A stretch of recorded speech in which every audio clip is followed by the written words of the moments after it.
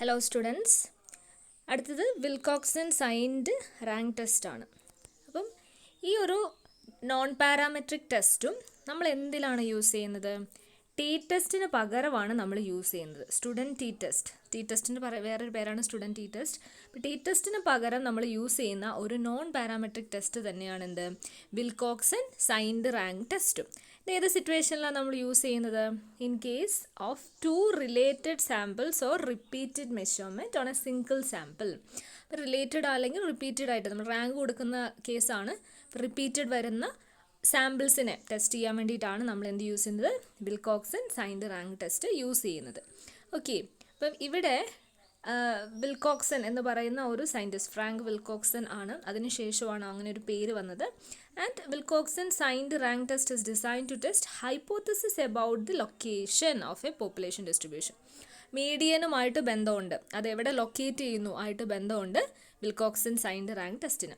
അപ്പോൾ അതാണ് Wilcoxon signed rank test. ഇത്ര മാത്രം ഓർത്ത് വെക്കുക. It's a kind of non parametric statistical tool which is used as an alternative for T test.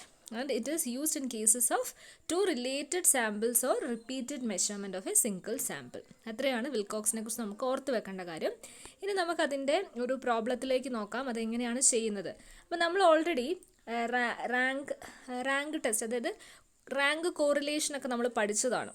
അപ്പോൾ റാങ്ക് കോറിലേഷനിൽ റാങ്ക് ടെസ്റ്റ് എങ്ങനെയാണ് നമ്മൾ ചെയ്യുന്നത്? റാങ്ക് ചെയ്യുമ്പം നമ്മൾ ആ ഒരു ഒബ്സർവേഷന് രണ്ട് പോപ്പുലേഷനിൽ നിന്നെടുത്ത രണ്ട് സാമ്പിൾസ് ഉണ്ടാകും. ആ രണ്ട് സാമ്പിൾസിൽ കുറേ ഒബ്സർവേഷൻസ് ഉണ്ടാകും. രണ്ട് പെയർ ഓഫ് സാമ്പിൾസ് ആണ് ഉണ്ടാവുക. ഓക്കെ, അപ്പോൾ അതിൽ നമ്മൾ ആ ഒബ്സർവേഷനെ എന്ത് ചെയ്യുകയാണ് ചെയ്യുന്നത്? റാങ്ക് ചെയ്യുകയാണ് ചെയ്യുന്നത്. റാങ്ക് ടെസ്റ്റുകളിലെല്ലാം നമ്മൾ റാങ്ക് ചെയ്യുകയാണ് ഫസ്റ്റ് ചെയ്യുന്നത്. അതുപോലെ തന്നെയാണ് ഇവിടെ വിൽകോക്സണിലും നമ്മൾ ചെയ്യുന്നത്. റാങ്കിങ് ആണ് ഇവിടെ ചെയ്യുന്നത്. Observations R ranked in ascending or descending order. Okay, so we can see a question that is from the following data, test whether there is difference between performance by using Wilcoxon matched pair test at 5% level of significance. ഉണ്ടോ എന്തെങ്കിലും difference ഉണ്ടോ എന്നാണ് നോക്കേണ്ടത്. And level of significance എത്രയാണ്? 5% തന്നിട്ടുണ്ട്. Performance of machine P and Q are given. രണ്ട് ഒബ്സർവേഷനാണ്, പിയും ക്യൂവും. അപ്പോൾ പിൻ്റെ വാല്യൂസ് ഇവിടെ തന്നിട്ടുണ്ട് ആൻഡ് ക്യൂവിൻ്റെ വാല്യൂസ് ഇവിടെ തന്നിട്ടുണ്ട്. So we are moving to our solution. That is നമ്മൾ first we should keep the null hypothesis there is no significant difference.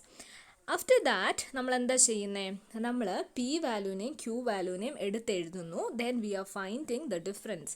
ഇവിടെ നമ്മൾ എന്താ കമ്പാരിസൺ ആണ് ചെയ്യുന്നത്. നമ്മൾ പറഞ്ഞിരുന്നു ടു റിലേറ്റഡ് സാമ്പിൾസിനാണ് നമ്മൾ പഠിക്കുന്നതെന്ന് പറഞ്ഞു വിൽകോക്സണിൽ. So we should find the difference between this two rank. ആദ്യം നമ്മൾ അതിൻ്റെ ഡിഫറൻസ് കാണുന്നു.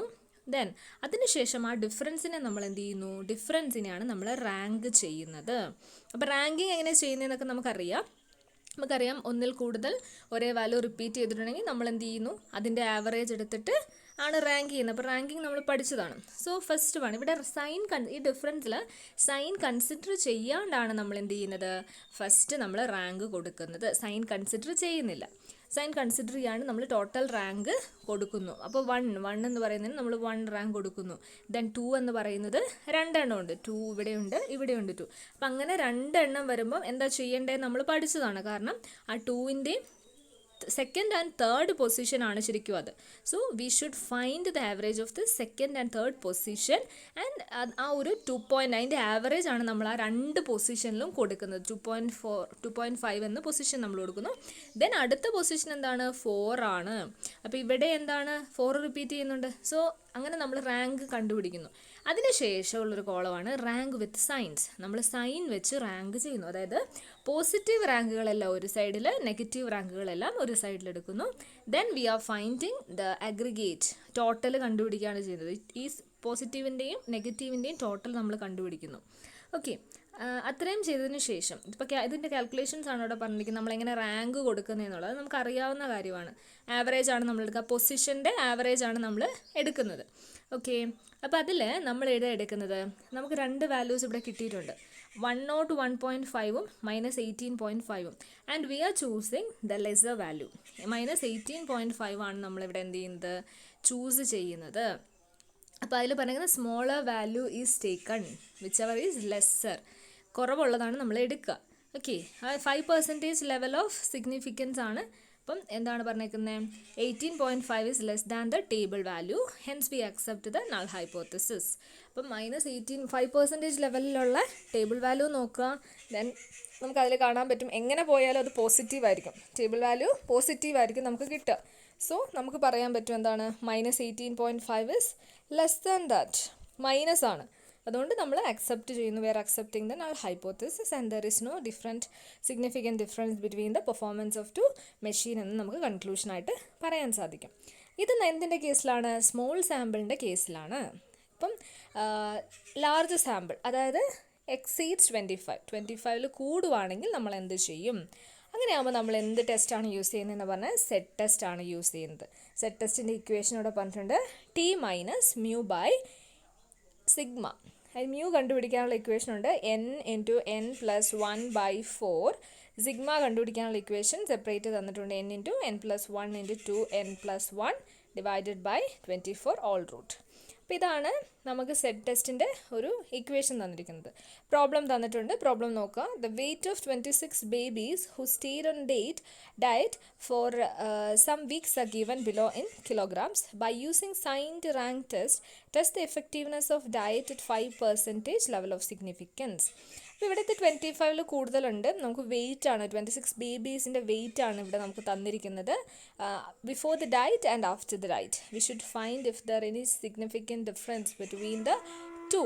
Okay, so we are doing this Wilcoxon signed rank test apply ചെയ്യുകയാണ്. ലാർജ് സാമ്പിളാണ്, so we should find the Z test ആണ് ഇവിടെ നമ്മൾ യൂസ് ചെയ്യുന്നത്.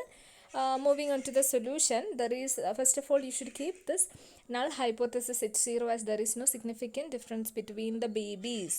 Then test as Z is equal to T minus mu by sigma.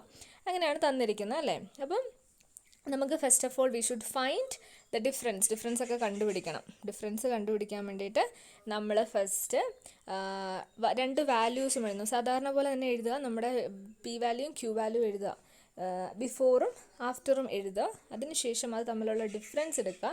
അപ്പോൾ ഇതാണ് difference. Then rank of the difference with sign. Difference sign ഇല്ലാതെ നമ്മൾ ആദ്യം, ഇതാണ് ഡിഫറൻസ്. ദെൻ നമ്മൾ റാങ്ക് ചെയ്യുവാണ് ചെയ്യുന്നത്. നമ്മൾ റാങ്ക് ചെയ്താണിത്, റാങ്ക് ചെയ്തു. സൈൻ വെച്ചിട്ടുള്ള റാങ്ക്, സൈൻ ഇല്ലാതെയുള്ള റാങ്ക്. ഇതിപ്പോൾ സൈൻ ഇല്ലാതെ ഇത് പോസിറ്റീവാണ്, ഇത് നെഗറ്റീവാണ്. നമ്മൾ നേരത്തെ ചെയ്തതുപോലെ തന്നെയാണ് ചെയ്യുന്നത്. And we are finding the aggregate കണ്ടുപിടിക്കുന്നു. അത് അത്രയും നമ്മൾ എന്താണ്, നമ്മൾ സെയിം ആണ് രണ്ട് കേസിലും ചെയ്യുന്നത്. അതിന് ശേഷമാണ് നമുക്ക് ഡിഫറൻസ് വരുന്നത്. അപ്പോൾ ടി എന്ന് പറയുന്നത് എത്രയാണ്? ടി നമ്മൾ എത്ര എടുക്കുന്നത്? ടി നമ്മൾ 128 എടുത്തു. Then table value. Then mu എന്ന് പറയുന്നത് n ഇൻറ്റു n പ്ലസ് 1/4 ആണ്. n എന്ന് പറയുന്നത് എത്ര? 26 ആണ്. ഇവിടെ 20 നമ്പർ ഓഫ് ഒബ്സർവേഷൻ ആണ് n എന്ന് പറയുന്നത്. സോ 26 ആണ്. സോ നമുക്ക് മ്യൂ വാല്യൂ കിട്ടി. ദെൻ സിഗ്മ വാല്യൂ കിട്ടാനും നമുക്ക് എന്ത് തന്നെ വേണ്ടു? ആ n വാല്യൂ മാത്രം മതി. അത് വെച്ച് നമുക്ക് സിഗ്മ വാല്യൂവും കിട്ടി. അപ്പോൾ സെറ്റ് വാല്യൂ എത്രയാണ് കിട്ടുന്നത്? സെറ്റ് വാല്യൂ എന്ന് പറഞ്ഞിട്ടുണ്ടെങ്കിൽ ടി മൈനസ് മ്യൂ ബൈ സിഗ്മയാണ്. അപ്പോൾ അത് ചെയ്യുമ്പോൾ നമുക്ക് ഇതാണ് വാല്യൂ കിട്ടുന്നത്. ആൻഡ് ഇറ്റ്സ് നെഗറ്റീവ് ആണ്. നമ്മൾ സൈൻ കൺസിഡർ ചെയ്യുന്നുണ്ടോ? ഇല്ല. Critical value in set table നമ്മൾ കണ്ടുപിടിക്കുന്നത് 1.96 ആണ്. ക്രിറ്റിക്കൽ വാല്യൂ 5% ലെവലിൽ 1.96 ആണ്. So calculated value is less than the table value. So we accept the null hypothesis.